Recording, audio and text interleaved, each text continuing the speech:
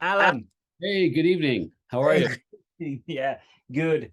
I'm a little bit late. Sorry. You have life to live. Okay, do you want to do the intro? No, it's better that you do it. Okay.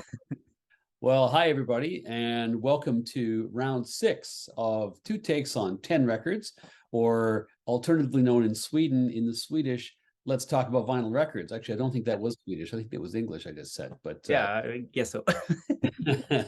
and so today, again, Jonas, it's great to see you. And at 8 p.m. in Sweden, 11 a.m. here Yeah. in Victoria, out in the West Coast. So we have a slightly, not unrecognizable, but a slightly different approach today. Do you want to describe what we're going to do today? Yes, we are going to, as usual, pick 4 records each that we have in common in our collections.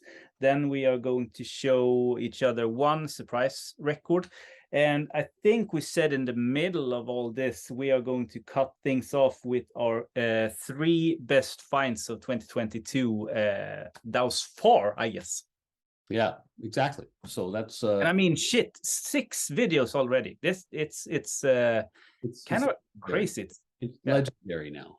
I mean, people are legendary stuff. People are talking about this. Well, several people are talking about this. Most of them were married to, but anyway, there we go. So alrighty.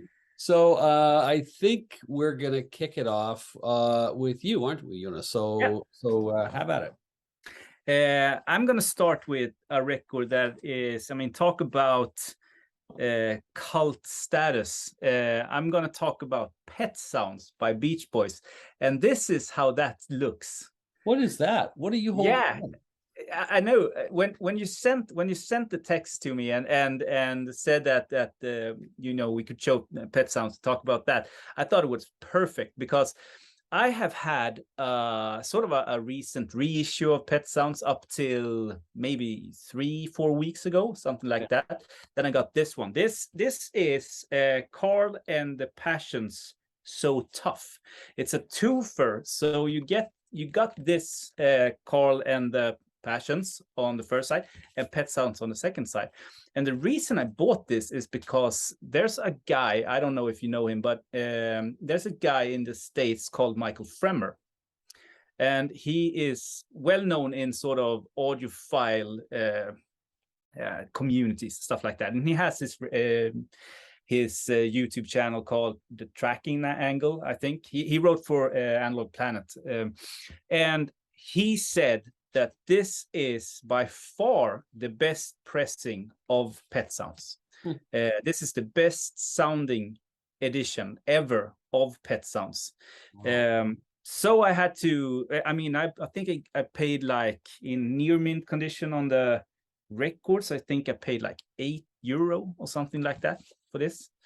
And who's the band on the other side, though? Is that Carl Wilson? Or who's the?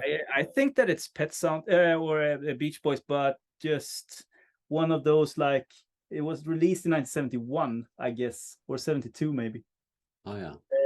Carl and the Passion So Tough. I don't know. I haven't even listened to this disc. I've only listened to the Pet Sounds side. Looks like that. Okay. So yeah, and should we talk about the record? Everything that has been said about that record had been said. But 1966, it's the sort of the project that threw Brian Wilson into insanity, I guess, or at least starting.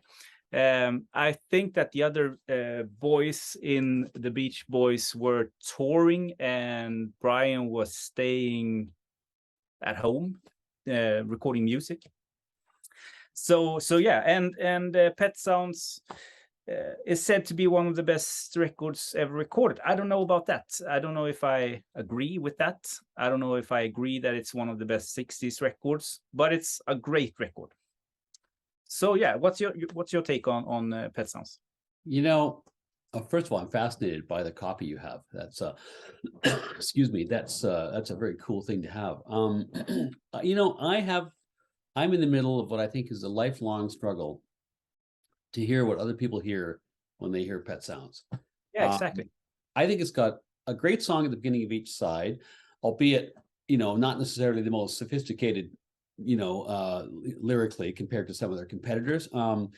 But otherwise, all the way through, for me, it seems kind of vanilla boy girl, kind of weepy high school passing notes kind of level schmaltzy stuff. I mean, it's kind of maudlin, I think. And so if I say, okay, well, never mind the lyrics, I can ignore the lyrics for AC/DC or whomever. I can ignore the lyrics for anybody sometimes when I just want to listen to the music. But the other piece is, this is getting, I think you kind of alluded to this. For me, this record is just drowned in reverb, right? Yeah, I know there's some techniques that were kind of novel here, which were maybe exciting to listen to in 1966.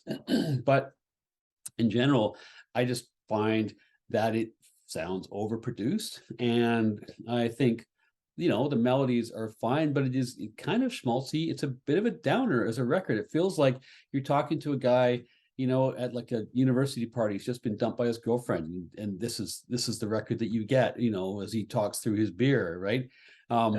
So I don't know. For me, I have it now. I'm sort of, every now and then I think about selling it. I think I probably have that more recent reissue. I bought, this is all very kind of all analog and redone and all the rest of it. But whatever about the production, I think the Stones and the Beatles at the time were way ahead musically. And if you, on top of that, in terms of message, like, forget it. Like, it doesn't surprise me that these guys end up doing like fundraisers for the Republicans in like the 1990s and this kind of thing. Like, this is kind of, they were not a heavy duty message band. Not that you have to be that to be good, but always struggled. I respect the fact that lots of people love this record. I about every 5 or 6 years, I put it on and go, this is the time that the magic is going to be revealed. And no. No, I've tried to read up on it also, because I think that reading up on records or artists and stuff like that, most of the time at least, takes the record to another level, and you can appreciate it a little bit more. But I can't really say that's been the case with Pet Sounds. I mean, it sounds great. This edition sounds great. Good bass and especially good separation. You get the details, because the stuff that I've been listening to with Pet Sounds has been a little bit muddy, but in this case you get the good sort of studio version of it, where all the sounds, and there's a lot of sounds, come through. So yeah. A little bit controversial, but 100% of the ones on this video thinks that's a little bit overrated. So I guess it's a little bit overrated. Yeah. And it's kind of, it's like the fact that I don't get it, doesn't mean that it's not a good record. It says maybe as much about me as it does about the people that dig it. But anyway, yeah, sure. I don't get it. So, all right. So we're next one, are we? So let's talk about, well, kind of a different kettle of fish. Rush, the very first record. My cover is pink, although most are red, I think. I don't know. Is your what's the color of your cover? I forgot the records. They are upstairs. Shit. I'm gonna run and get it. Not a worry. I think people can see this one, and they can also imagine what it would look like if, in fact, the Rush lettering was red. So, Rush fans kind of differ in their appraisal of this record, right? And I think it kind of depends whether you're a Rush fan who likes them because they're a prog band, or if you're a Rush fan who likes them because they also play pretty heavy duty rock as well. Right. Yeah. And like hard rock. And so is this like a way station the way to real Rush? No, I think this is like, this is them, rock, or 2/3 of them anyway, rocking out in ways that they would occasionally later on. And it's a different record clearly than the stuff they'd go on to produce in the later part of the 70s. But it's clearly a Rush record. And I think as just a rock and roll record, I think it's incredible. It's got 5 real bangers. Like the first 3 songs on side 1 are just amazing.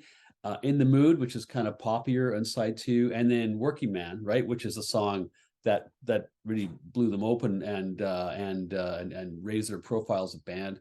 The other thing which is kind of funny about this record is people often say, oh, well, this is when they were sort of trying to rip off Zeppelin, but actually, if you listen to this record, intently, it's not Zeppelin that they're sounding like. Actually, Sabbath. They sound like when they play hard rock riffs. That's the sound and the tone that Alex is getting his guitar is like Sabbath. And yeah, and I guess the last thing to say, well, I'll save my comments about John Rutsey because maybe you have some as well, but about the original drummer. But anyway, so I love this record, and in some respects, it scratches an itch that Rush didn't scratch again for me until kind of into the early 80s, I would say. So just in terms of the hard rock bit. So yeah. Yeah, I can't say I'm a huge fan of Rush. That's also one of the bands that I haven't really got into, but the debut record is actually the only one I have left. I've sold everything else. Moving Pictures was the last one that I kept for the longest of time, but I sold it too because I never listened to it. It's like one of those bands like Marillion or something like that, where the progginess for me just misses the mark. But this is me. I know that, and I think that it's fascinating with Rush's followings, because if you're a Rush fan, you're a diehard Rush fan, like really a diehard Rush fan, and I think it's cool, but it's never been my thing really. Yeah, and I'm a huge prog dude, so I love each of the musicians. I mean, Geddy's bass playing and singing is fantastic, and Alex guitar work, and I mean, we don't have to talk about Neil Peart. I mean, what a magician he was on the drums, insane. So it's just like the entire package is not for me. Yeah. And this has got John Rutsey on drums, of course, but the only album he's on. But whatever reasons they had when they all parted ways, which I think had something to do with his health as well. But bad drumming, I don't think was one of the reasons. I mean, he's like, the drumming on here is good. It's different, but it's good. Yeah, we saw them in Vancouver in I'm going to say 2016, something like that. Their last tour, obviously. And yeah, we were surrounded by true believers, but it was okay. It was kind of almost a religious experience for certainly a lot of people there. But yeah, I'm anyway. Well, I'll mention them more in a bit in another context. So we'll move on. So we move on to Oliver Nelson then. Yeah, Oliver Nelson 1961. This is a pretty recent purchase for me, so it's not one of those records that I've been listening to from when I started listening to jazz. And that's kind of strange, really, because when reading about jazz and classics, sort of the pillars of jazz, this is often mentioned. Oh, cool that we had different.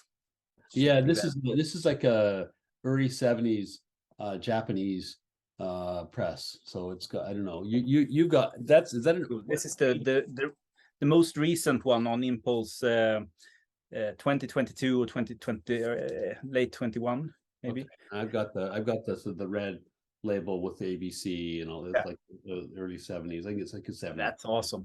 Something like that. Yeah, it is good, although I'm still sniffing about, thinking about getting it, because I'm trying to get those early impulses in first pressings, because I don't know why, but I am. Yeah, it's Impulse, so that would be awesome. I think that everyone's playing on it. Bill Evans, Roy Haynes, Eric Dolphy, Oliver Nelson, obviously, Paul Chambers and Freddie Hubbard, top players doing perfect playing. I don't know. The first song, Stolen Moments, is probably the most known on the record, that if you hear it, you have heard it before. But yes, it's a solid record. It's just not one of the pillars, in my opinion.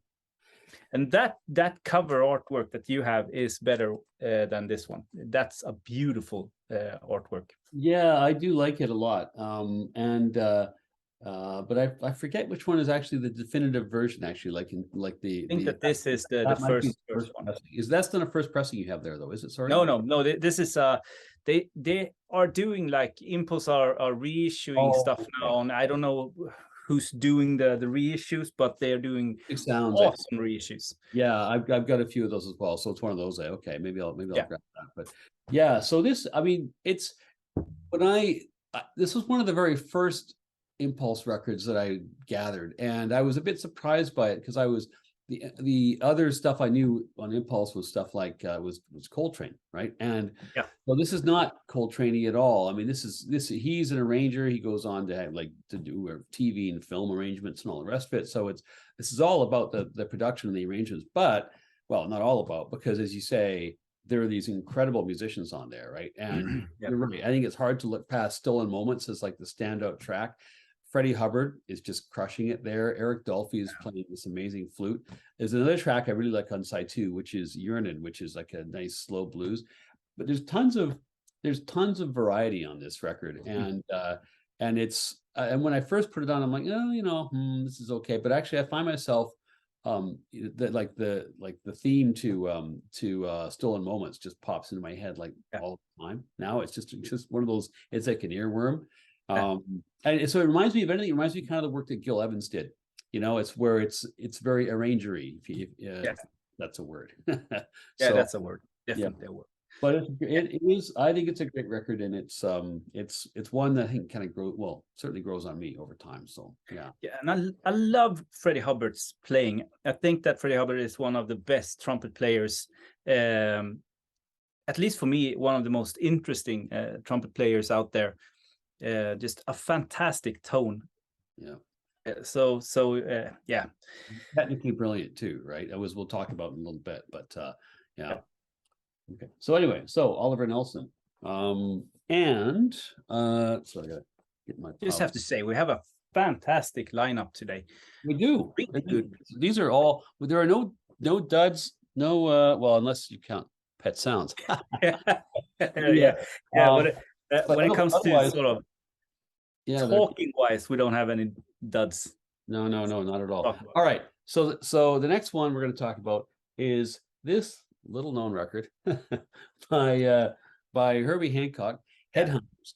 And this is really interesting. So as I think we've talked about before, and as you know, Jonas, I love jazz funk. I love funk music in general. I love soul music. I really get off on the funky soul directions that jazz goes on in the late 60s, which aren't for everybody. It turned a lot of purists off. Fair enough, they wanted to hear what they wanted to hear, but me, I really dig it.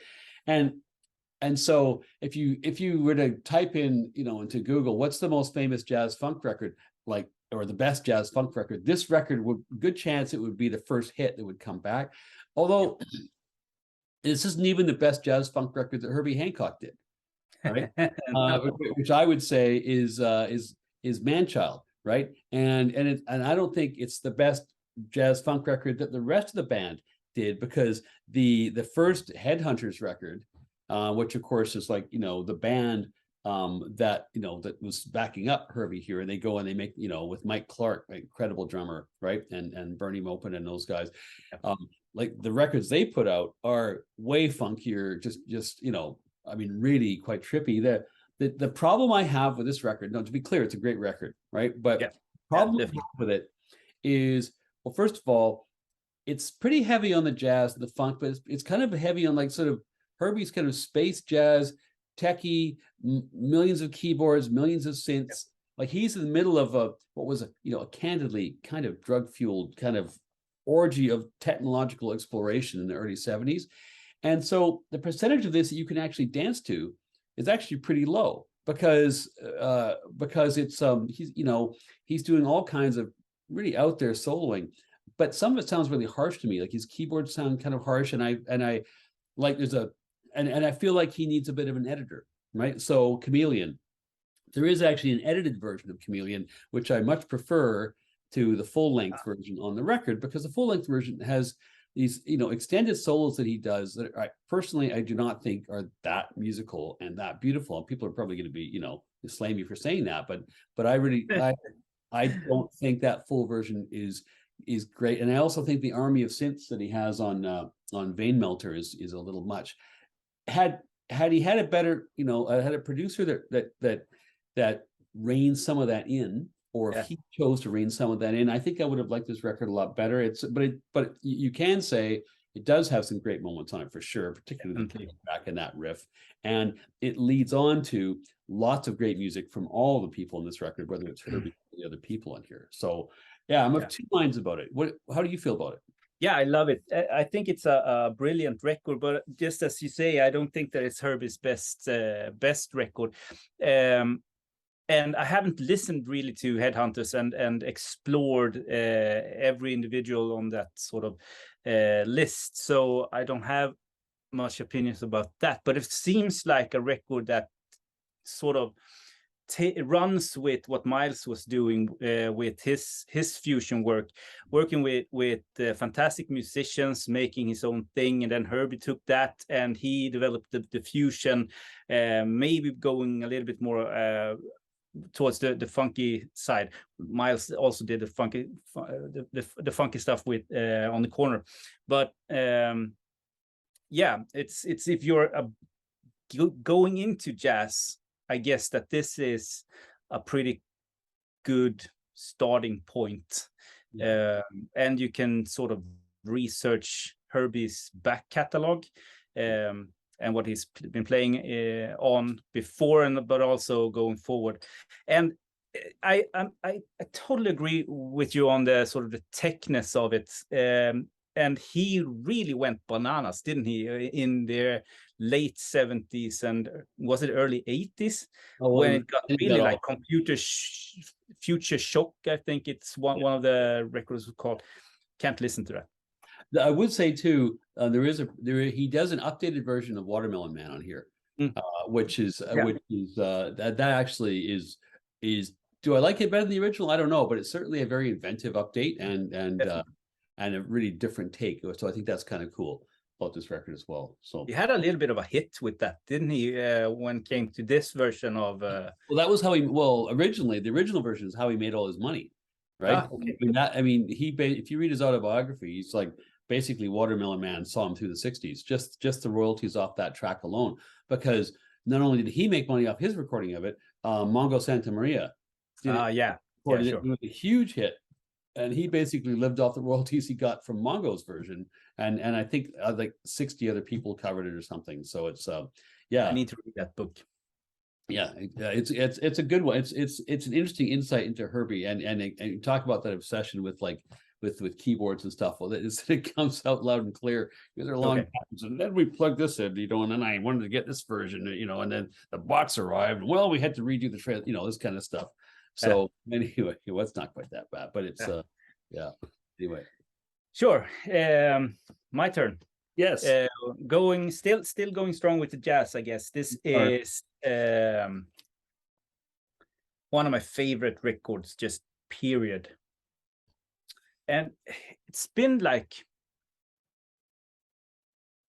I don't know, I can almost say the exact, like I knew exactly where I were when I heard this the first time. It just blew my mind, really.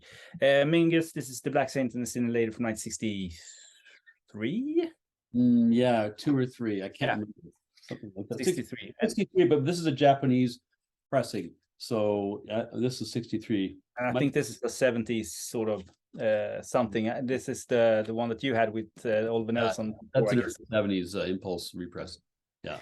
Mingus going out here with a bigger band. I think it's an 11-piece sort of, not orchestra, but band.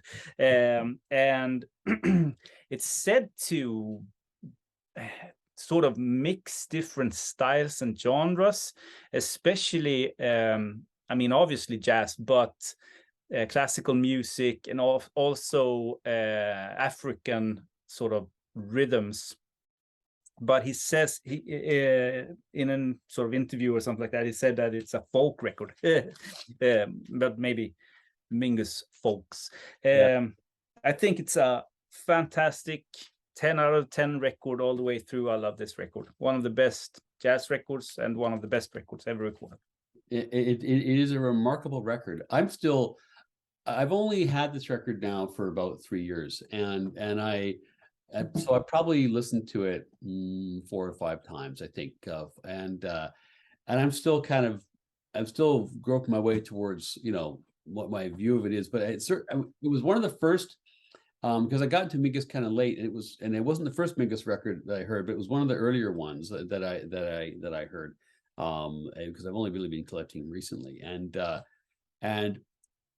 when I first heard it, my first reaction was, was actually not positive. It was like, what the fuck, because I thought this guy was supposed to be good, right? That was my initial reaction, and that was I think that go ahead. The cover artwork, I think that the cover artwork is a little bit deceiving because it's so minimalistic, but the music on there are so bombastic. So it's just like the cover artwork is lying to us. I would say, yeah, it's a good point actually. But I would say that what I've come around to understand is that there's the raggedness to Mingus is also kind of like the beauty and the joy of Mingus. It's like when you put on a Mingus record, it's a little bit like, it's about as far away from some sort of like hermetically sealed kind of Creed Taylor kind of perfectly produced kind of thing as you're going to get. It's almost like you're intruding on somebody driving like a wagon train, full of people and random musicians and jugglers, like down an alley somewhere, and he's shouting at them to stay in line, right? And it's sort of like this whole thing, like it undulates, like it comes in waves, right? And he uses the brass to kind of create these big crescendos at the end, sort of go, see. And I will say it absolutely holds your attention for a full 40 minutes. And there are some remarkable moments on this. I mean, is it hummable?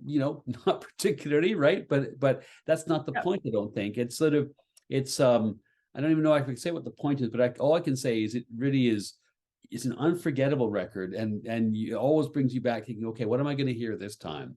Because there's so many different things, so it is, as a piece of art, it's fascinating. And I haven't yet settled on, do I love this or am I glad that I experienced this Mingusness, but I actually want to listen to something else now. You know what I mean?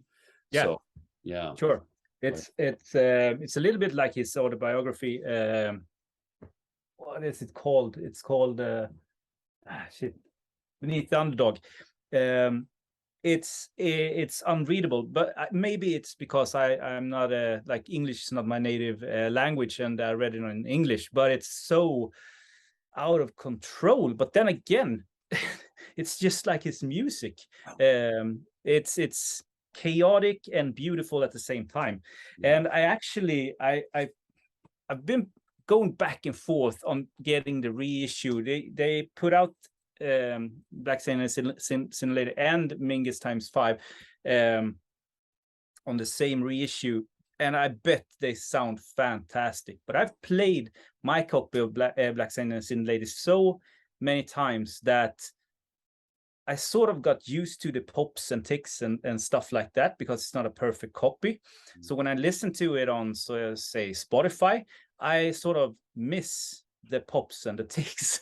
It's become a part of the music for me. So I can't part with that. So I'm not getting the reissue.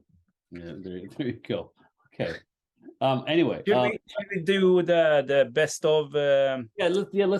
Sorry, we kind of we were going to do that after record 4, and then of course we got carried away. So yeah, let's do it. So this is the halftime show in the video, where we're going to talk, each of us, about the 3.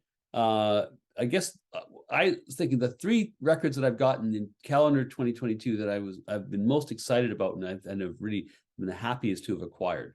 So that's so. Do you want to talk about your 3 records? Yeah, I did a little bit of other take on it, because I did a video maybe 2 months ago, something like that. I did a halftime sort of finds of 2022. So what I did was I took one record, or in this case an artist, that I have been obsessed with starting late last year, but I got this in January, I think. And then I took my absolute most recent vinyl find that I am super stoked with, that I've just listened to all the way through. And I also went with one of the sort of the biggest records for me this year. So that's my take on it. Should we do every other? Sure. You start, and then I'll go, and then we'll go back and forth. Okay, so let's start in the beginning of this year and the end of last year. I got so into Monk, it was insane. And I have invested in almost his entire catalog since, but in different sort of vinyl boxes and stuff like that. So to sum that up, I'll show you this. This is the Mosaic box set of the complete Blue Note recordings of the Thelonious Monk. Wow. This, I was super glad to be able to score this. I did a trade with a guy. So when does the date from that box set? The box set, I think, is late 70s, early 80s, maybe. Let's see here. Comes with this booklet. Oh, nice. Yeah, it sounds great. Limited to 7,500 copies. And he did actually have another Mosaic box set with Monk, with Black Hawk. Let's see here.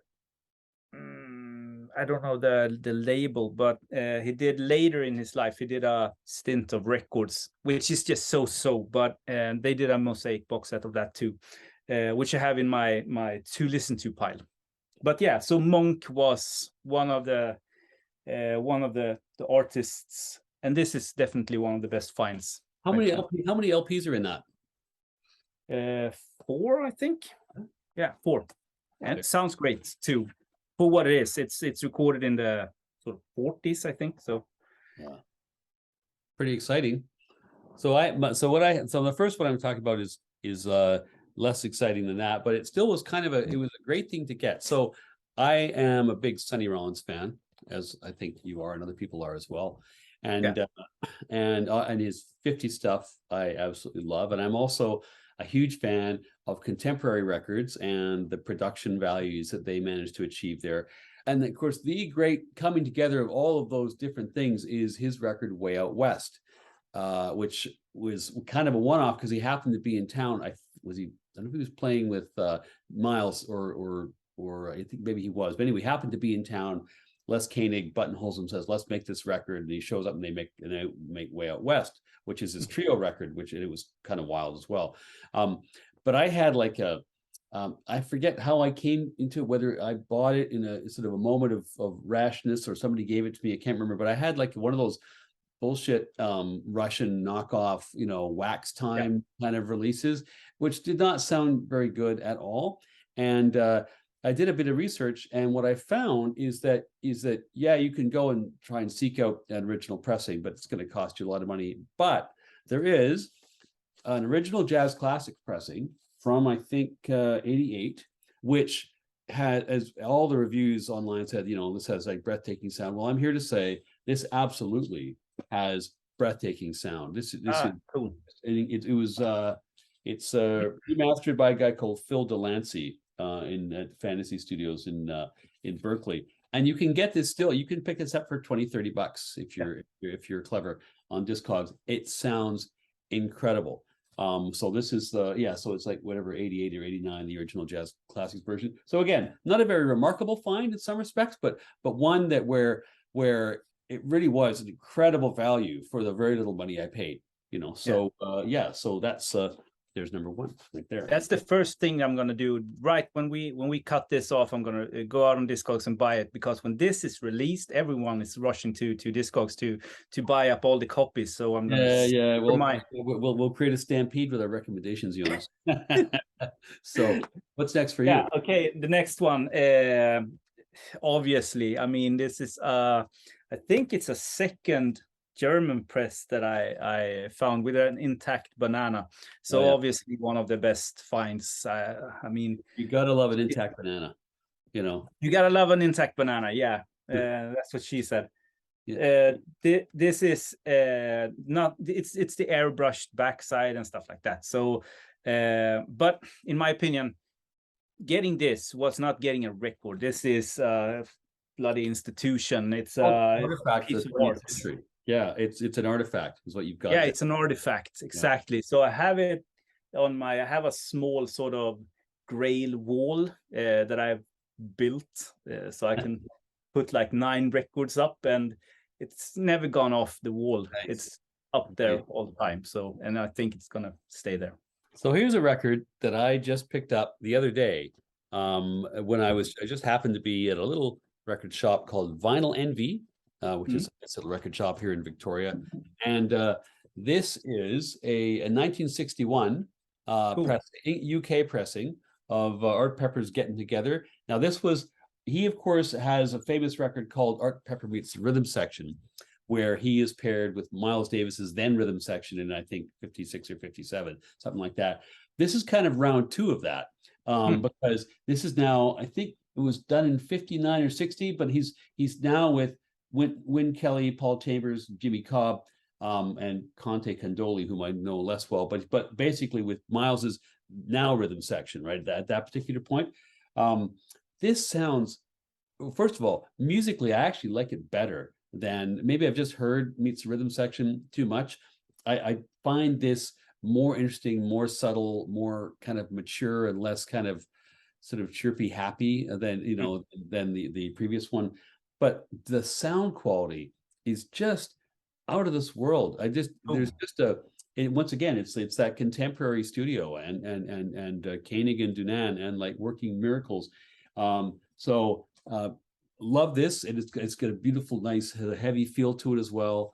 The cover is a bit well loved, and somebody's signed it, of course, on the back, Lewis Williamson. But anyway, that to me made me extraordinarily happy to get it, and then even happier to play it, because I was blown away. I still need to get into Art Pepper. I don't think I have any records with him, and I don't think I've ever like sat down and really listened to him.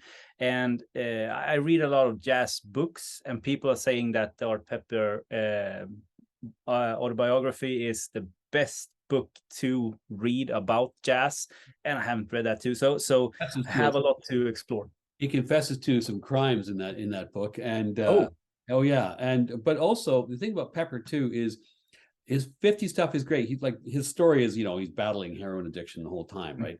His 50 stuff is great, but he also has a real renaissance in the 1970s when he gets cleanish, and so some of his stuff that he puts out on a variety of different kinds of labels in the later 70s are they're actually really worth exploring. He sounds great. So yeah, but that record there is a good place to start. I would say that, or Meets the Rhythm Section. I would recommend. But all right, what's up for you? Your third? Yeah, my last one. This is one that I've been looking for this forever, like since I started collecting records, and you'll understand why. But and it's one of those records that I couldn't really get into, and I think that I still can't really grasp the record, like and I don't know if it's meant to be understood. This is a first UK press of Troutmouse replica with Captain Beefheart. I mean, iconic record for so many reasons. Yeah. I'm with you though. I respect it without thinking that I understand it particularly, I really try to listen today, and that's a great sounding pressing of it too, I have to say, because it's extremely separated, and every sort of instrument in its chaos is perfectly detailed, and so when I listen to it, I mean, one guy is playing something, and in the other speaker, the other guy on guitar is playing something totally different. And Beefheart is singing something not in tune at all in the middle. So it's just like, but then again, if you go back a little bit, you have fantastic free jazz that sort of explores the same themes as Beefheart was doing here. And if you go forward in time, you have like noise records and let's say hardcore records, punk, post-punk that counts as radical into this. So does that count as radical? Maybe, right? Maybe not.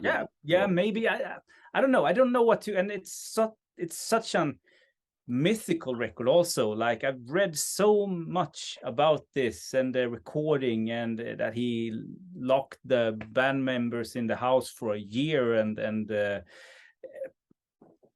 I don't know where the sort of the myth starts and the music ends, you know. So I'm really happy that I have it, a copy now. So Yeah, if and you're watching this actually- video and you know how to appreciate Captain Beefheart, please do leave in the comment in the yeah, exactly. Yeah. So speaking of grails, I too was very fortunate to find there are two records that I've been searching for forever, and you know, to not pay like $1,000 for it, kind of thing. And one of them I just got thanks to a viewer who's becoming a friend of mine. I won't mention his name because I don't want him to be harassed or get solicitations, but I will say he's an impulse completist and has overflow. And one of the things that he had more than one copy of was this record, which is Alice Coltrane's El Daoud. This is a first Canadian pressing from whatever it was, 70 or 71, I forget the particular year, which bless him, he gave to me for a very reasonable price, and it sounds, I have to say, it's not often that I'm, you know, practically moved to tears by how good a record sounds, and maybe it's because I've been looking for this for years and years and years, you know. Yeah, probably, and I actually have there was a kind of a gray market knockoff that came out a couple of years ago, which actually sounds not too bad. But this is a whole different thing. It's and in particular the bass that comes through on this side by Cecil McBee, I think it is, but just before we oh sorry, no, of course it's Ron Carter, not paying attention. But yeah, it's incredible. Pharaoh's sax is incredible. Joe Henderson's sax is incredible. Alice's playing is out of this world, and it's just an otherworldly experience. This record is one of my favorite records of all time, and the playing and the sound of the record is just remarkable. Done by Ed Michel. So yeah, this made me, and you know who you are out there. This made me extraordinarily happy to get this record. So there you go. Grail, Grail achieved. Cool. This is recorded Sunday, and I think yesterday has to be that Pharoah Sanders passed. Yes. So very, very sad. I got but the last record that he was on, I guess, at least with Floating Points, that one. Yeah, exactly. I just got that this summer now, so listen to it for the first time just 3 weeks ago or something like that. It's fantastic. So sorry that he couldn't, or he's not going to be able to release more, because feels like he had a sort of a run now. Yeah, he was still playing great music. So yeah, definitely rest in peace. You know, what a guy. Okay, so now we're back into the records we both have, and so I'm going to talk about this one, which is Freddie Hubbard's debut on Blue Note, and with a phenomenal lineup, and particularly with not just McCoy Tyner on piano, but Tina Brooks on tenor. Who, I mean, really the magic of this record. Well, I mean, Hubbard is playing is fantastic. There's a lot to love about this. I don't know which version you have. This is the Kevin Gray remaster. Yeah, I have that too.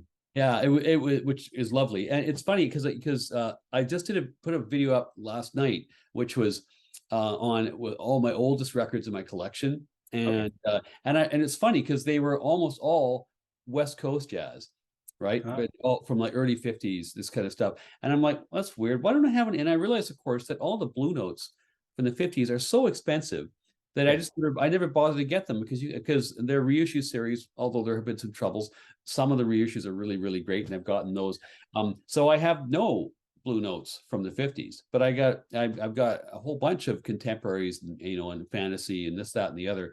And it's just that kind of East Coast snobbery. If it didn't happen in New York, it wasn't real jazz. But actually, anyway, so blah blah blah. But That's why I have a recent copy.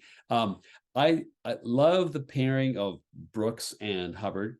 I love the way that when Hubbard is doing these amazing solos, Brooks is often comping underneath the solo, which is unusual for two horns to be doing that. And I guess like a week after this, they then made True Blue, Tina Brooks. Ah, okay. Yeah, so basically Hubbard returns the favor. And for me, I mean, so much to like. The title track is great. There's a ballad on side one. What is it called?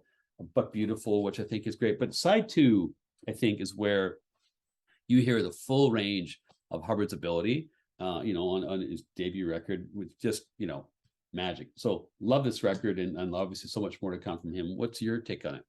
Yeah, it's a fantastic record. It's one of the first sort of reissues from Blue Notes, just like you said, Kevin Gray stuff. And I've actually, let's see here, this section. All the white spine is only like Kevin Gray reissues on Blue Note. I've been buying the stuff that most of the releases I have bought, except for those that I already had early pressings of. But Open Sesame I had never listened to before, and it blew me away, not only sound quality wise, but also Freddie Hubbard's playing. And as you say, Tina on the sax is doing a fantastic job. He died pretty young, or did he do something else? I can't remember the story behind it. I know he did not live a long life, but and one's tempted to sort of to guess, but I have no idea. I was just gonna realize my record's in the sun. I need to cut out that. There we go. Dealing with some light issues here in this broadcast. There you go. I'm not sure when he passed. Oh no, I can't remember, but I think he didn't record that many records. No, but that which he did do is fantastic, and as good on here as he is anywhere, really, I would say. So yeah. All righty. Okay, so my last one, and moving drastically away from jazz into the more psychedelic realms, I guess, with Magic Mystery Tour. Yes. Also one that we have in common. Do you have what reissue? This is the 2009, I think, stereo reissue, which sounds like shit. I've got a booklet inside. Do you have the booklet? I think I have a book. Yeah, I have a booklet. Yeah, this booklet is glued into the okay. Is glued into it. So I wish I had another one. They released this in 1960. Was it 1967? I think 67, just after Pepper. I've got a Canadian press, and am I right in thinking this only came out in North America and was not released in the UK as such? No, not as a LP, but it was released as a double EP.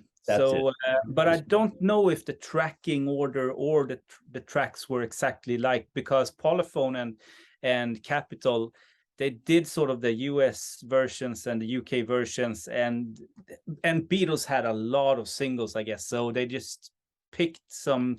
I have Capitol pressings of Revolver and Rubber Soul, and it's a completely different title list there. Yeah. What do you think? This is a fantastic record, not all the way through, in my opinion, but I mean, it has some of the best stuff. The Fool on the Hill is one of my favorite songs by the Beatles. Hello Goodbye is also awesome, but All You Need Is Love, Penny Lane, and Strawberry Fields Forever, especially Strawberry Fields Forever, like one of the best songs. Such an amazing song. Yeah. For me, I gotta say this at times is my favorite Beatles record. And I would say it is certainly, for me, I consider it to be their best second half record of their career, right? I'm not going to say it competes with necessarily Revolver, or Rubber Soul, which are kind of two of my other real favorites, but stacked up against the other records, even Abbey Road, which I think is great, I find this more enjoyable to listen all the way through than those, and it's actually the deeper cuts on here that I dig the most. Like, I love Blue Jay Way, which is a fantastic, trippy, freak out kind of a song. I love that the instrumental sort of, flying. I don't think it's a weak song on this this record. And yeah, I think maybe, I mean, the title track is all right, but otherwise all the way through, I think this is as strong a record, as anything they ever did. And funnily enough, it's not really it's kind of a compilation in some respects, right? Because they're pulling these things together.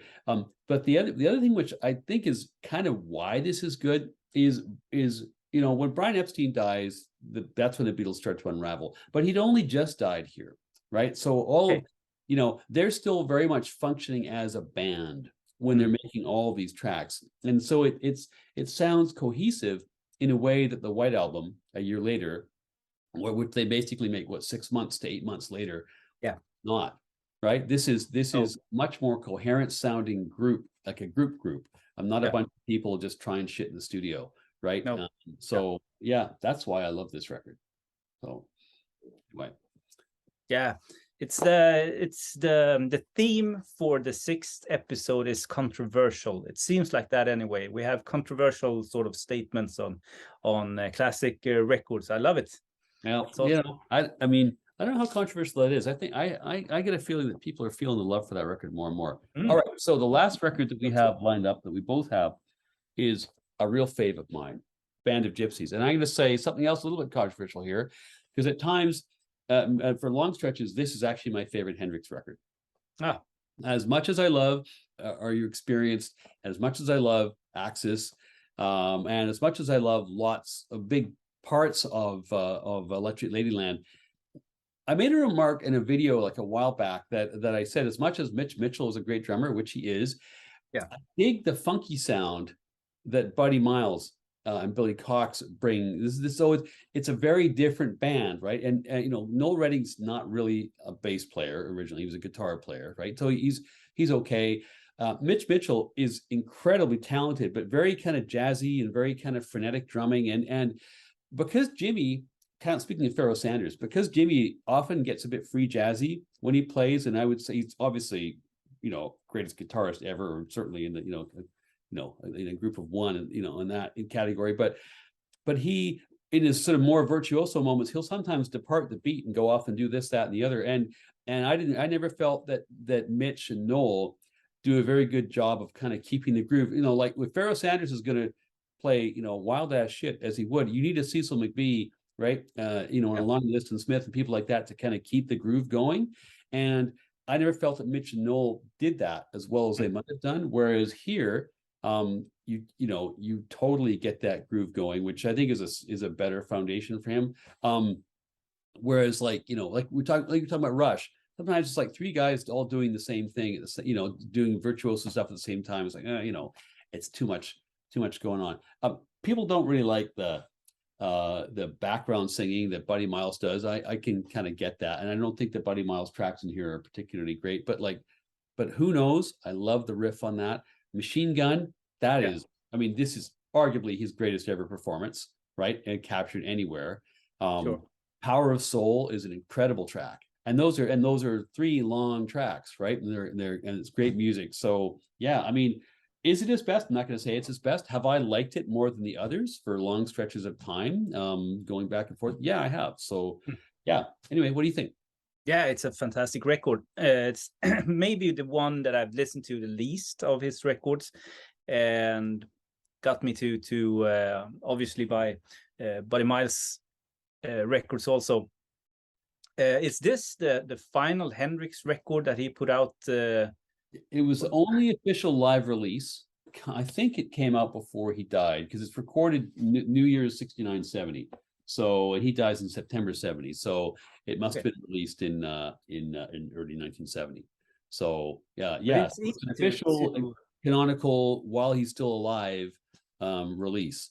Maybe you're right. Maybe the last one before he dies. Yeah, because it feels like he's finally going somewhere with developing sort of in a totally different way. Felt like that anyway, that it's sort of something is boiling, and you can talk about the collaboration that was planned with Miles Davis. That would be awesome to have heard the result of that, if he was could continue his life, and maybe also the funkier side. I don't know. It's cool to sort of imagine. Have you ever heard? There's a record called "9 to the Universe," which is a posthumous release. It's a bunch of outtakes from basically jam sessions that he did in the studio in basically in 69, 70. Thereabout. Okay. Maybe there's some 68 there as well. That's another, if you're interested in where, like what might have been where Hendrix was going, that's actually quite a good record to listen to too. It was Reprise put it out, I'm going to say like 81 or 82, something like that. But yeah, it's worth, you can get that for not much. And there's a lot of schlocky, shitty Hendrix posthumous releases out there, but that one is one I think to pick up if you see it. It's called 9 to the Universe. Cool. So I'll do that. Alrighty, so now it's time for surprises. Yes. So what's your surprise, Jonas? Do I get to start? I think you do. Okay, so I thought of I wanted to keep on the theme of Beach Boys and Beatles, and I don't think that you know about this record because it's a Swedish record, and it's definitely, I'll say it's on par with those classic records like Sgt. Pepper, Pet Sounds, Odyssey and Oracle. You know, the sort of the foundation of the best pop records ever recorded. This one by Tages, the Swedish band. It's called Studio. It came out 1967, I think, maybe 68, but it's a little bit later than Pepper. But this is a masterpiece from start to finish, like really. And it's doesn't matter if it's a Swedish record. It's fantastic, and I highly recommend it to anyone who sees this, and it's all sung in English, so you don't have to worry about not understanding the lyrics or something like that. Like ABBA, yeah. What kind of music is it? What kind of music? Yeah, it's like garagey pop, a little bit like maybe if Siri is screaming at me. Maybe a mix between Stones and Beatles, something like that, like somewhere in between.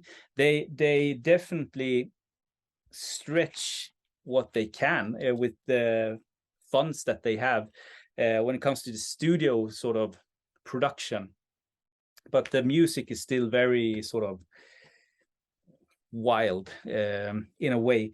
But it's definitely pop songs, and 5-6 of the songs on here, in my opinions, are singles that could be played on radio back in the day in any country. So yeah, highly recommended. And when was it? When was it released? I think it's 1960.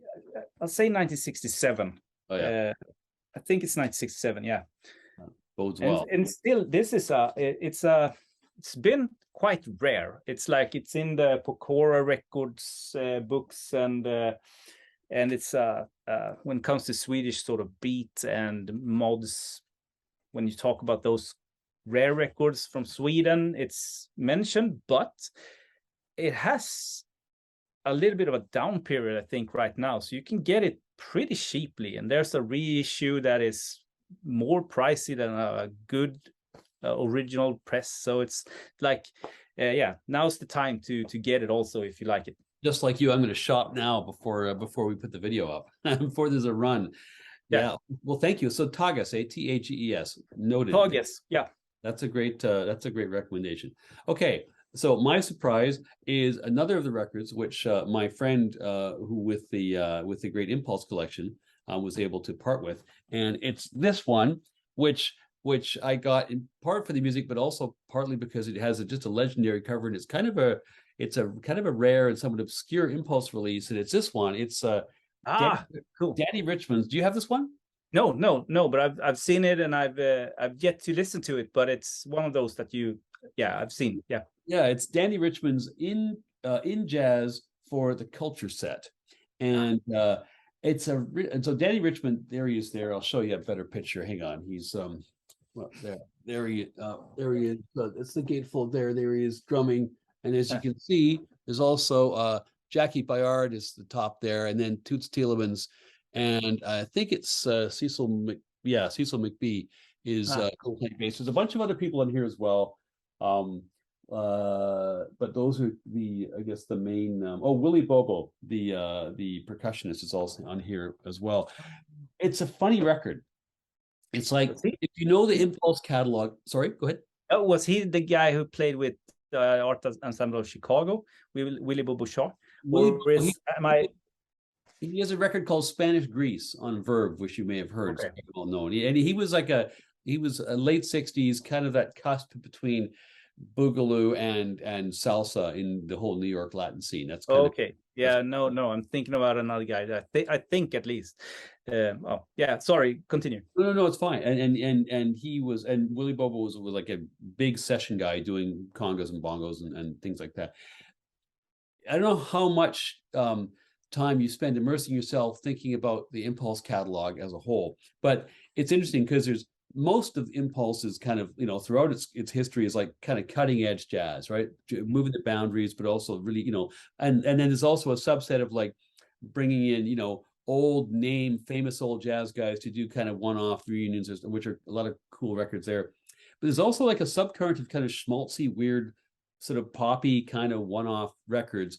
And so this is one of these records where it's sort of navigating between these poles of like, this is mid-60s, cultural relevance, jazz credibility, pop appeal, and then like total campy schmaltz, right? And it's kind of like it's like all the songs are kind of political songs. So they're like the Berkeley Underground, the John Kennedy Memory Waltz, Blowing in the Wind.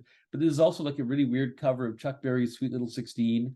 There's a song called The Spider, which is about the Berkeley student newspaper and so on. But and some of these songs are actually pretty good, particularly the second side is actually pretty good on here. But it has the feel of like, when like the kids were all on Instagram and then mom and dad got Instagram accounts, so all the kids move over to Discord, this kind of thing.